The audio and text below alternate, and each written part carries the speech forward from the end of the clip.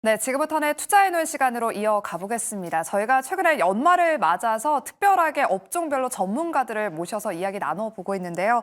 오늘은 엔터와 미디어 업종을 담당하고 계시는 유진투자증권의 이현지 연구원님과 함께 이야기 나눠보도록 할게요. 연구원님 안녕하세요. 네, 안녕하세요. 네, 먼저 엔터주에 대한 이야기부터 나눠보도록 할게요. 올해 정말 엔터사들 힘든 한 해를 보냈는데요. 다행인 거는 트럼프가 당선된 이후에 이제 관세 리스크에서 자유로울 수 있다라는 평가를 받고 있고요. 또 중국의 한한령 해제 기대감까지 불면서 한 11월부터 지금 엔터주들의 주가가 조금 턴어라운드 되는 모습을 보이고 있는 것 같습니다. 이 모멘텀을 발판 삼아서 내년에는 엔터주들 훈풍을 이어갈 수 있을까요? 당연히 훈풍을 이어갔으면 좋겠는 마음이고 실제로도 가능할 거라고 봅니다. 그런데 이유가 어쨌든 엔터라고 하는 산업 자체가 이제 성장주다 보니까 성장이 어디에서 나오냐, 올해는 앨범에서 성장이 보이지 않아서 이제 거기에서 좀 다들 실망을 하셨을 텐데, 올해 부진했던 만큼 내년은 첫 번째로 앨범에서의 회복이 먼저 나올 것이기 때문에 당연히 좋아질 수밖에 없고, 이제 두 번째는 아무래도 공연, 앨범이 줄어든 만큼 공연에서의 성장이 더 크게 그 공백을 메꾸고 있기 때문에 공연에서의 성장이 나오면서 이제 훈풍이 불 수 있다. 그리고 말씀하신 대로 이제 상대적으로 관세 리스크로부터 상대적으로 좀 자유로운 측면도 있고요. 그리고 이제 중국이라는 시장에 대한 기대감까지도 계속 형성이 되고 있기 때문에 엔터 이제 내년을 바라보는 상황에서 충분히 관심 있게 볼 타이밍이 왔다. 그 말씀드릴 수 있겠습니다. 네, 오늘은 시장 지수가 좋지 않다 보니까 오늘 엔터주들도 동반해서 같이 조정을 받고 있지만 내년부터는 이제 공연이 확대되기 때문에 수익성 개선을 기대해 볼 수 있다. 엔터주들 훈풍을 한번 기대해 보자라는 말씀 전해 주셨습니다. 네, 전반적인 업황 분위기를 들어봤으니까 이제는 좀 종목별로 한번 우리 연구원님의 탑픽주는 무엇일지 한번 여쭤보도록 할게요. 대표적인 엔터 4사 하면 하이브, JYP, YG 엔터, 그리고 또 SM이 있는데요. 각각 내년에는 어떤 모멘텀을 가지고 있는지 참 궁금하고요. 그리고 엔터 4사 가운데 우리 연구원님이 탑픽으로 꼽는 기업이 있다면 어떤 곳일지 자세하게 말씀해 주실게요. 네, 우선 탑픽이 가장 궁금하시겠죠, 아무래도. 그래서 저는 하이브를 좀 좋게 보고 있습니다. 그래서 하이브를 좋게 보기 때문에 이제 하이브를 좀 먼저 설명을 드리고자 하는데요. 사실 하이브가 우리가 이제 다들 기대하고 있는 부분이 이제 방탄소년단 분들의 돌아오시는, 그쵸, 네. 아무래도 이제 내년 6월이면은 모두가 다 전역하기 때문에 내년 말 정도의 앨범을 시작으로 이제 공연이 26년에 연중으로 좀 크게 이어질 예정입니다. 그래서 하이브 같은 경우는 이제 우리가 계속 기대하고 있는 이 방탄소년단의 컴백뿐만 아니라 사실 상반기만 놓고 보더라도요, 꼭 방탄소년단 아니어도 이제 소속 아티스트, 예를 들면 세븐틴, 엔하이픈, 투바투 이런 가수들이 굉장히 규모감 있게 해외 투어를 진행할 것이고 하고 있기 때문에 이런 가수들에서의 성장 역시나 좀 기대해 볼 만하다. 그리고 사실 하이브란 회사가 그렇게까지 싼 건 아닙니다만 지금 이제 상대적인 밸류에이션 매력도가 지금 12개월 보드 PR 기준으로 한 28, 9배 정도로 내려와 있기 때문에 구간 자체도 과거 대비해서는 그렇게 부담스럽지는 않은 구간에 있습니다. 그리고 이제 위버스라는 플랫폼의 멤버십 플러스 또 구독 모델이 이제 12월 3일자로 시작이 됐기 때문에 여기에서 나올 수 있는 또 매출액도 그리고 영업이익도 같이 기대를 해봤을 때 좀 더 내년에 이제 좀 실적 기대감을 가져볼 만하다. 그래서 하이브를 좀 좋게 말씀드리고요. 최근에 또 많이 관심을 가지셨던 게 아무래도 이제 JYP 엔터일 것 같아요. JYP에서 이제 스트레이키즈라고 하는 아티스트가 내년에 이제 투어 일정을 밝힐 때 20개 지역에서 스타디움 5만 명 이상의 공연장에서 공연을 한다. 100만 명 이상의 모객을 이제 확보하는 그런 일정을 밝혔기 때문에 JYP 같은 경우도 또 내년 1월 1일에 신인 보이그룹이 또 데뷔를 앞두고 있습니다. 이 외에도 내년에 이건 하이브도 마찬가지입니다만 라틴 지역에서의 새로운 그룹을 만든다라든지 계속적인 현지화 아티스트를 만들고 있기 때문에 또 신인 데뷔할 일정도 많고 실적도 내년에 이제 공연에서 서프라이즈가 나면서 좀 실적 기대감을 가질 만하다. 그래서 JYP도 좋은 이벤트가 많고요. 사실 모든 회사들이 다 좋습니다. SM도 사실 지금 내년 1, 2월 사이 정도에 또 신인 걸그룹의 데뷔를 앞두고 있고 그 사이에 또 신인 보이그룹인데 이제 트롯을 전문으로 하는 트롯 아이돌의 데뷔도 있습니다. 그래서 SM의 가장 약점으로 꼽혀왔었던 저연차 아티스트의 데뷔가 앞으로 두세 달 내에 또 두 팀의 데뷔가 있기 때문에 SM도 또 단기 모멘텀으로 봤을 땐 기대할 신인 이벤트가 많고요. 이게 아니더라도 SM은 사실 그동안 연결 자회사 SM이 가지고 있었던 뭐 공연기획사라든지 아니면은 뭐 일본 이런 회사들에서의 실적 부진이 올해 내내 좀 실적을 훼손하는 요인이었는데 이쪽에서 조금 실적이 내년에 개선이 된다면 연결 수익성도 좋아질 수 있기 때문에 SM도 충분히 좋다. 그리고 이제 YG 같은 경우가 가장 극단적인 성장을 좀 보일 걸로 예상을 하는데요. 아무래도 올해는 규모감 있는 활동이 없었기 때문에 좀 연간 적자를 보고 있긴 한데 내년은 또 이제 우리가 기다리는 블랙핑크가 또 돌아오기 때문에 블랙핑크 돌아옴에 따른 이제 월드 투어 확대 그리고 올해 내년 상반기는 이제 베이비몬스터라고 하는 신인 걸그룹이 데뷔한 지 이제 6, 7개월 정도밖에 안 됐는데 벌써 월드 투어 예정을 하고 있습니다. 그래서 YG도 그동안은 부진했으나 내년 1월부터는 상반기, 하반기 이렇게 아티스트들이 활동을 하면서 좀 실적을 메꾼다. 그래서 결국은 엔터가 다 좋다라고 하는 게 물론 종목단으로도 안 좋은 점도 있습니다만 다 좋아지는 구간에 위치해 있다. 그래서 다 이렇게 특징들이 있습니다. 네, 지금 우리 연구원님이 엔터 4사들 다 참 괜찮지만 그중에서 하이브가 가장 눈에 띈다 탑픽주로 꼽아주셨는데 아까 잠깐 자료에서 올해 공연 모객 수 보니까 이 세븐틴이 굉장히 많은 모객을 했더라고요. 그래서 세븐틴을 한번 찾아봤더니 이 모 회사가 하이브였습니다. 이 BTS의 공백을 이 세븐틴이 좀 채워주지 않았을까 이런 생각을 해보면서 최근에 하이브 쪽으로 기관의 수급이 연속적으로 들어오고 있으니까요. 하이브 내년에도 계속해서 눈여겨보시길 바라겠습니다. 네, 그럼 하이브를 또 탑픽으로 말씀해 주시면서 아까 위버스를 좀 짧게 언급을 해 주셨어요. 위버스가 지금 팬 플랫폼인데 유료화에 대한 기대감으로 지금 수익성이 개선될 것으로 보입니다. 또 며칠 전에 BTS 정국이 지금 군 복무 중인데요. 휴가 중에 이 위버스에서 라이브를 켰는데 무려 2020만 회를 기록했다고요. 역대 최다 재생수 2천만 회를 훌쩍 넘기면서 맞습니다. 만약에 이게 수익성으로 유료화가 된다면 어마어마한 수익성을 내지 않을까 싶은데 또 플랫폼 기업 디어유도 이제 중국 텐센트와 협업을 맺으면서 여러 증권가에서 장밋빛 전망을 내놓고 있습니다. 팬 플랫폼 잘 모르시는 분들을 위해서 짧게 좀 설명을 해주시고 네. 앞으로의 전망은 어떻게 보실까요? 이게 조금 어렵죠. 팬 플랫폼이 뭘까? 옛날에 우리가 이제 뭐 다음 카페라든지 이런 네. 곳에서 했었던 그 팬클럽, 팬페이지를 플랫폼에다가 모아놓은 거라고 생각을 하시면 됩니다. 그래서 위버스 같은 경우는 이제 하이브에서 운영을 하는데 지금 MAU, 이제 월간 활성 이용자 수가 1,000만 명을 좀 상회하는 굉장히 활발한 그런 플랫폼이고 디어유 같은 경우는 이제 우리가 버블이라는 플랫폼이 알죠. 많이들 아실 것 같아요. 이 네. 버블을 운영하는 회사인데요. 이 버블도 지금 한 240만 명 정도의 MAU를 기록하고 있는 회사입니다. 그래서 지금 팬 플랫폼이라고 하는 기대감이 계속 올라가고 있는 이유가 엔터도 그렇고 미디어도 그렇고 지금 한알령 이후로 중국 시장에서 뭔가 본격적인 활동을 2017년 이후부터 하고 있지 못하는데 디어유 같은 경우에 이제 내년 1분기 중으로 중국 텐센트 안에 이제 QQ뮤직에 협업해서 이런 버블 같은 플랫폼을 좀 오픈하겠다라는 기사가 계속적으로 나오면서 좀 더 디어유에 많이들 관심을 갖고 계시는 것 같습니다. 그래서 앞에 말씀하신 것처럼 디어유도 그렇지만 이제 위버스 같은 경우도 뭐 이제 라이브 같은 경우에 계속 이게 구독화 되거든요. 그러면은 한 달에 뭐 2,700원 정도의 금액을 내고 이제 라이브 영상을 볼 때 내년부터는 또 실시간 자막 서비스도 도입이 되고 앞에 볼 때 광고가 들어가는데 구독을 하시면 앞에 광고를 유튜브 광고 프리미엄 하는 것처럼 스킵하실 수 있습니다. 그래서 뭐 이런 기능들이 이제 내년부터 조금 더 본격화되면서 팬 플랫폼에서의 수익화가 내년에 디어유도 위버스도 같이 좀 많이 올라올 수 있지 않을까. 그래서 이제 플랫폼 쪽에서도 좀 기대가 많습니다. 그럼 이 플랫폼 수익성이 좀 많이 기여를 하는 건가요? 아무래도 플랫폼 자체가 마진이 높은 사업입니다. 그래서 디어유도 디어유란 회사가 이제 거의 매출의 95% 이상이 버블에서 나오는데요. 디어유 회사만 보시더라도 영업이익률이 거의 분기에 35%, 40% 이렇게 나옵니다. 플랫폼이기 때문에 그런데요. 그래서 지금 디어유도 사실 한국, 일본 그리고 이제 미국까지 시장을 확장을 했는데 이제 더 나아가서 내년에 중국까지 간다라고 하면 당연히 유입되는 MAU 그 모객 자체가 커지겠죠. 그래서 Q가 커짐에 따른 이제 P 곱하기 Q의 성장을 기대하는데 심지어 비용이 그렇게 크게 들어가지 않는 플랫폼이다 보니 거기에서 이제 실적 성장을 좀 기대하시는 부분도 있고요.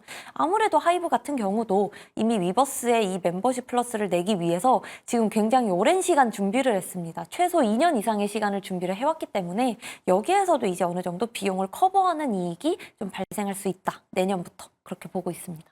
네, 이렇게 엔터즈 이야기를 해봤으니까요. 이제는 미디어와 드라마 이야기를 해보겠습니다. 많은 분이 지금 큰 관심을 가지고 있는 오징어 게임 2. 최근에 오징어 게임 2 관련 종목들이 신고가를 경신하면서 또 시장에서 크게 주목받고 있는데요. 2021년에 오징어 게임 시즌 1이 나왔더라고요. 무려 3년이라는 시간이 정말 빠르게 지나간 것 같아요. 이제 크리스마스 다음 날, 다음 주 목요일에 이제 오징어 게임 시즌 2가 개봉을 합니다. 오징어 게임 시즌 1이 흥행했을 때도 많은 드라마 제작사 기업들의 주가가 크게 많이 올랐었는데 이번에도 그럴지 참 궁금하고요. 뭐 새로운 물량에 대한 우려를 하시는 분들도 있어요. 드라마 제작사 기업들 업황 어떻게 바라보고 계신지 말씀해 주세요. 이게 참 어렵습니다. 드라마 제작사들이 엔터랑 비슷하게요. 올해 좀 안 좋았었던 이유가 이제 광고 시장 자체가 조금 위축되면서 편성의 부진을 겪었기 때문에 그런 부분에서 좀 제작사들이 힘들었었는데요. 오징어 게임이 이번에 뭐 많이 기사로 접하셨겠지만 한국뿐만 아니고 정말 전 세계적으로 홍보를 대대적으로 하고 있습니다. 다시 말해서 이렇게까지 넷플릭스에서 집중하고 홍보를 한다라는 거는 재밌건 재미가 없건 무조건 잘 될 수밖에 없거든요. 첫날 화제성. 그래서 이제 드라마 제작사들에 대한 관심이 최근에 1, 2주 사이 좀 높아지고 있는 상황이라고 좀 보고 있습니다. 근데 그중에서도 제작사들이 이제 내년에 업황적으로도 좋아질 만한 게 뭐가 있냐면 이제 편성, 앞에서 말씀드렸던 이제 광고 시장이 크게 단가가 붙지 않아서 수목 드라마가 많이 없어졌습니다. 작년부터. 그런데 이 수목 드라마가 TVN 채널 같은 경우에 이제 내년 하반기부터 다시 재개가 될 예정이고 그렇게 되면 스튜디오 드래곤이라는 회사의 편성이 최소 5편 이상 연간 늘어난다라는 측면에서 이제 큐의 확대가 보이고 있고 그리고 이제 넷플릭스랑 계속 이제 뭐 공시가 이런저런 회사에서 나오고 있는데요. 이제 스튜디오 드래곤도 넷플릭스랑 또 제재 계약을 앞두고 있습니다. 그래서 콘텐츠 공급 계약에 대해서 내년 1분기 중에 이제 또 기사가 나오게 되면 작품당 마진, 피가 올라가는 효과가 또 생길 수 있고요. 여기에다 이제 최근 제작사들의 트렌드가 배우분들의 이제 몸값이 너무 비싸지면서 제작비가 많이 비싸졌습니다. 그래서 이 제작비를 좀 통제하려고 하는 움직임을 보이고 있어요. 그러면 결국 P와 Q의 상승에 C의 통제가 같이 겹쳐지면 수익성 측면에서 훨씬 좋은 모습을 보일 수 있기 때문에 그리고 제작사 같은 경우는 항상 연말 연초에 새로운 라인업이 공개가 되고 새로운 플랫폼과 공급 계약을 또 체결하고 또 뭐 중국이라는 시장에 구작이건 신작이건 이런 기대감들이 형성되는 구간이기 때문에 오징어 게임 효과와 더불어서 같이 보기에 좋은 시기다. 이렇게 말씀드립니다. 그러면 여러 가지 관련 기업들이 있잖아요. 일단 지금 주식시장에서는 그 기대감으로 여러 종목들이 우후죽순 오르는 것 같은데 어떤 종목들, 오징어 게임 2 그 모멘텀을 가진다면 어떤 종목으로 옥석을 좀 가려봐야 될까요? 사실 이미 뭐 이런저런 종목들이 참 많이 올랐습니다. 그런데 이제 굉장히 저는 아무래도 조금 더 좀 사업을 이렇게 하고 있는 그런 회사들, 예를 들면 이제 순수 제작사, 스튜디오 드래곤이라든지 아니면 이제 중소형 제작사단으로 내려온다면 뭐 에이스토리, 사마네트웍스, 펜앤터 뭐 이런 회사들이 있겠죠. 그래서 그 중에서 조금 더 우리가 편안하게 업황과 이 실적과 모든 거를 고려했을 때 좀 투자하기 괜찮을 만한 종목이라고 한다면 저는 스튜디오 드래곤을 좀 말씀을 드리는데요. 사실 오징어 게임 관련된 종목들이 이래저래 많긴 합니다만 맞아요. 네. 예, 거래량도 이제 너무 어렵고 거래량이 많은 날도 있지만 너무 이제 테마성인 주식들도 많다 보니 조금 더 신중하게 투자를 했을 때 가져갈 수 있는 종목으로는 스튜디오 드래곤이 그래도 가장 괜찮다. 앞에서 말씀드렸던 이제 PQC의 수혜를 모두 누리는 종목이고요. 그리고 최근에 이제 이번 주 중에 또 공시 하나 나온 게 있는데 넷플릭스의 작품을 이제 공급을 했다라는 공시가 나왔는데요. 내년에 스튜디오 드래곤이 이제 텐트폴 그러니까 회당 15억 원, 20억 원 들어가는 그런 큰 드라마들을 최소 7편 이상 제작을 앞두고 있기 때문에 또 비용 통제도 하되 이제 외형도 같이 늘려갈 만한 그런 작품들이 많이 나올 예정입니다. 그래서 이 종목들 중에서는 조금 더 편안하게 가져가시기에는 스튜디오 드래곤을 좀 추천드립니다. 네, 오징어 게임 2 시즌 2 방영을 앞두고 많은 분들이 어떤 종목을 봐야 될까 고민이 많으실 것 같은데 일단은 사업성이 확인되고 있는 기업 위주로 보자라고 말씀해 주셨고요. 그중에서 특징주로 스튜디오 드래곤을 꼽아 주셨습니다.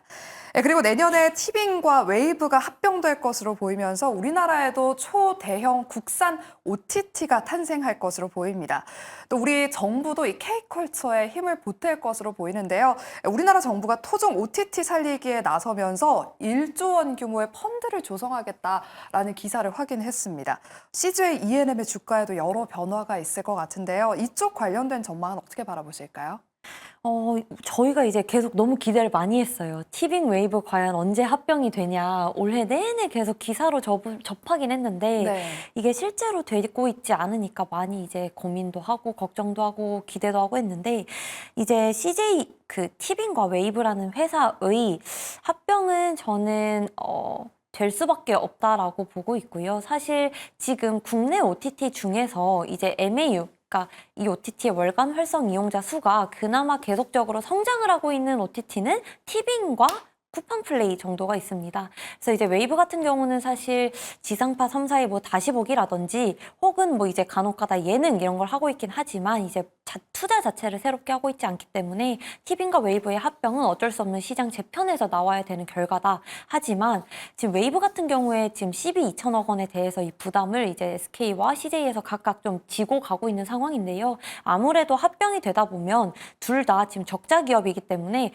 초창기 이제 단기 비용 출혈은 좀 어느 정도 감안을 해야 할 듯합니다. 다만 이게 합쳐지게 될 경우에 지금 티빙 같은 경우에 목표가 뭐냐면 우선 국내만 진출했기 때문에 국내에서 1위 사업자인 넷플릭스보다 MAU를 이기자가 목표이기 때문에 티빙 웨이브가 합쳐지게 되면은 국내에서는 넷플릭스를 능가하는 OTT가 탄생을 하게 되고 그렇게 되면 이제 티빙을 가지고 있는 CJ ENM이라는 주가에도 좀 더 좋은 영향을 미치지 않을까 그렇게 기대를 하고 있습니다.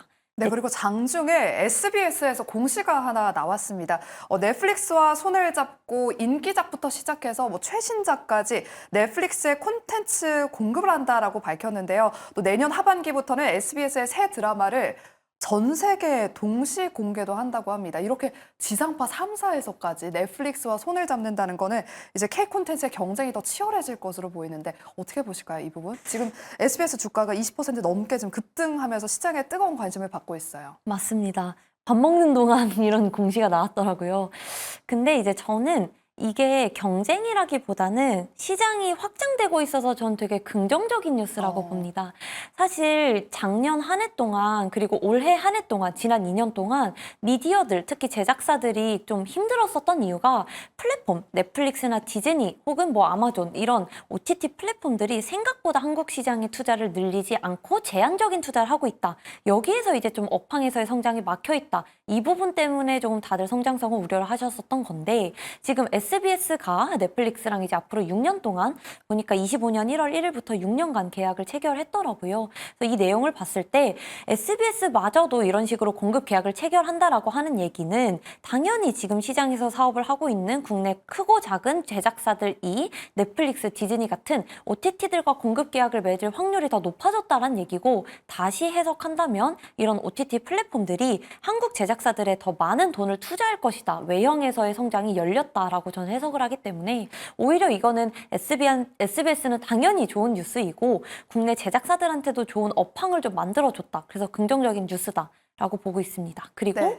이런 공급 계약이 이제 스튜디오 드래곤이 내년 1분기 중에 또 나올 예정이고요. 네, 알겠습니다. 이렇게 치열한 경쟁으로 우리가 바라보기보다는 일단 시장 확장되고 있다라는 관점에서 긍정적이다라는 의견 주셨습니다. 그리고 또 어떻게 보면 시장 확대라고 바라볼 수도 있고 경쟁이 치열한 쪽이 또 하나 있는데요. 바로 1인 미디어로 잘 알려진 1인 미디어 그 네이버의 치지직과 숲이 있습니다. 네이버의 치지직이 아프리카 TV에서 사명을 변경한 숲의 이용자 수를 역전했다라는 소식이 들려오면서 숲의 주가가 최근 깊은 조정을 겪고 있는데요. 숲의 앞으로의 성장 동력은 무엇인지 비중 확대 기회로 삼아봐야 될지도 궁금하고요. 아니면 이제 치지직 네이버가 우위를 점하는 것인지도 궁금해요. 참 이게 플랫폼이 어렵습니다. 아무래도 OTT랑 똑같아요. 내가 좋아하는 사람, 좋아하는 스트리머가 있는 플랫폼을 또 따라가기 마련인데요. 최근에 이제 치지직이 그 MAU를 이제 숲을 좀 넘어섰다라는 기사가 나오면서 좀 숲에 대해서 많이들 좀 물어보시긴 하셨는데요. 어찌됐건 저는 숲이라는 회사는 앞으로 기대할 부분은 글로벌 트래픽으로 확대된다라는 부분이라고 봅니다. 사실 그동안은 숲이라는 회사가 이제 국내 트래픽만 가지고 사업을 해왔었기 때문에 뭐 별풍선이라고 하는 이 플랫폼 서비스 매출이 계속적으로 잘 나오는 게 한계가 있을 것이다. 한 명한테서 쓰는 이제 알프라고 하는 이 객단가 자체가 아무리 높아져도 큐의 성장이 더디기 때문에 이거에 대해서 좀 우려를 많이 하고 있었는데 이제 올해 11월부터 숲의 글로벌 숲 이제 글로벌 플랫폼에 출시가 되면서 우선은 태국을 중심으로 한 주요 동남아시아 국가들로 이제 플랫폼을 출시를 할 예정입니다. 그래서 이 국가들에서 가장 인기 있는 게임, 뭐 발로란트라든지 혹은 각 지역에서의 인기 있는 e스포츠들의 이 게임 스트리밍을 좀 중계하면서 글로벌 시장으로의 확장성이 보여지는 내년은 충분히 숲에서 더 이제 주가에 도움될 만한 긍정적 이벤트가 많다고 보기 때문에 숲은 계속 이렇게 주목하시고 글로벌 시장에서 성과가 어떤지를 계속 이렇게 따라가신다면 충분히 좋은 매수 기회가 온다. 이렇게 말씀드립니다. 네, 숲 최근에 주가 조정을 겪고 있지만 글로벌 시장 확대 한번 주목을 해보자 계속해서 눈여겨봐야 된다라고 말씀을 해주셨습니다. 네, 그리고 연구원님이 엔터 미디어뿐만 아니라 또 여행 레저 쪽도 커버하고 계시다고 들어서 좀 여쭤보도록 할게요. 최근에 중국인 관광객이 늘어나고 있고요. 또 우리나라도 중국의 무비자 여행이 가능해지면서 카지노와 레저 종목에 대한 관심도 뜨거웠습니다. 하지만 고환율, 오늘도 지금 원달러 환율이 1,450원을 넘기면서 해당 업종이 피해주로 또 꼽히고 있는데 어떻게 좀 보실까요? 특히 이제 카지노 같은 경우는 지금 생각보다 이제 일본 쪽에서는 굉장히 VIP 입국률이 VIP의 이제 수요가 굉장히 높습니다. 네. 그래서 그동안은 좀 부진했었을 때 이제 일본에서의 VIP로 좀 어느 정도 성과를 낸 상황이었는데 중국 VIP가 팬데믹 이전 그 이전 수준만큼 회복을 못하고 있는 상황입니다. 아무래도 지금 중국에서 무비자로 입국하고 있는 곳은 제주도밖에 없지만 한국인의 중국 무비자 입국 외에 중국에서 만약에 한국으로 입국이 무비자로 풀리게 된다고 하더라도 생각보다 중국에서의 회복이 인당 드라백이라든지 혹은 중국인의 방문 자체가 과거 수준만큼 회복이 되지 못하고 있기 때문에 조금 더 시간이 필요하다. 그래서 실질적으로 중국에서 경기 부양을 조금 더 해주고 나서 중국에서 오는 모습이 보이고 난다면 카지노 업종에도 이제 좀 투자할 만한 기회가 생기지 않나 이렇게 생각을 하고 카지노에서는 이제 강원랜드 같은 회사들은 좀 배당을 많이 주기 때문에요. 배당을 생각하신다면 이제 강원랜드 그리고 이제 좀 더 나는 웨인 카지노 이런 중국인들의 어떤 인바운드를 보신다면 이제 웨인 3사 카지노 업종들을 이렇게 좀 보시면 될 것 같습니다.